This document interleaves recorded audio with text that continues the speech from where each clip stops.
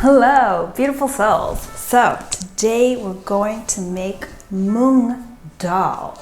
So I got this recipe from this awesome book that you need to get if you don't already have it. So it's The Art of Indian Vegetarian Cooking by Yamuna Devi. Okay, so it's a toasted Mung dal soup with eggplant, with aubergine. But I've adjusted the recipe for like my palate, so I don't exactly follow it the way I'm supposed to. Surprise, surprise.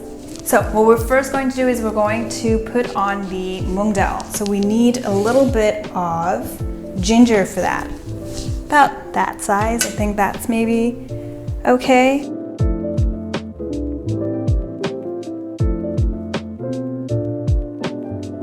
Our oil is melted, and then we just chuck our ginger in there. Just chuck it. Okay, so we're going to let our ginger fry for a little bit, not too long, and then we'll chuck in our dal, our mung dal, and we'll toast it a little bit for a secchi, and then we'll put in our water. So when your ginger is just a little bit toasty, a little bit brown, we add our mung beans. Okay, so I'm going to leave that so that it can boil, and then I'll put it down on a simmer, and then I'll let it simmer for like 40 minutes. Yay! So while we wait for the dal, let's do our aubergine. Okay, what we're going to do is we're going to make a little paste to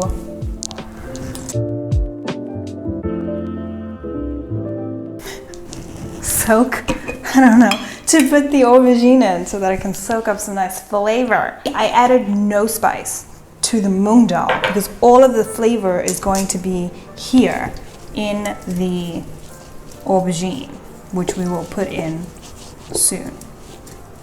Okay, so you see there, we got a nice little paste-like thing, and then we just put our aubergine in there. So I'm just going to let it sit in this spice mixture for a little bit, just so that I can marinate. That's the word I'm looking for. It can marinate. Okay, there we go. And then we just let that sit for a little bit. Yay. Oh,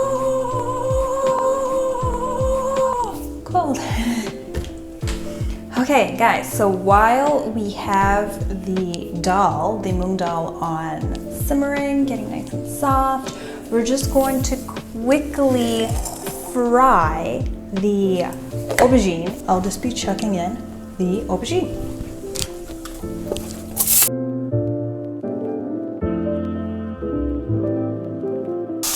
It looks so good.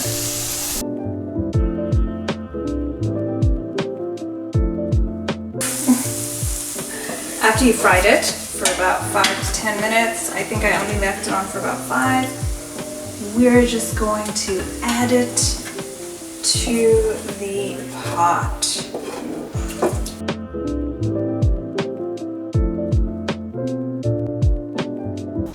Okay, so mung dal is done. At this point, the aubergine should be nice and buttery soft. Now what you can do is you can add a little bit more salt if you so desire, and then you can also add some lemon. You can also add some fresh herbs, some fresh coriander. We unfortunately are out, but I did add some, I don't know if you can see that, I did add some spinach. Okay. I am excited. Mung dal, it always just hits the spot. It's just such a good, wholesome meal, you know? So I'm super excited for this. And it's not that hard to make. So what you can do is you can have it with chapatis or bread. You can just have it like that. You can have it on basmati rice, however you want. It's just so good.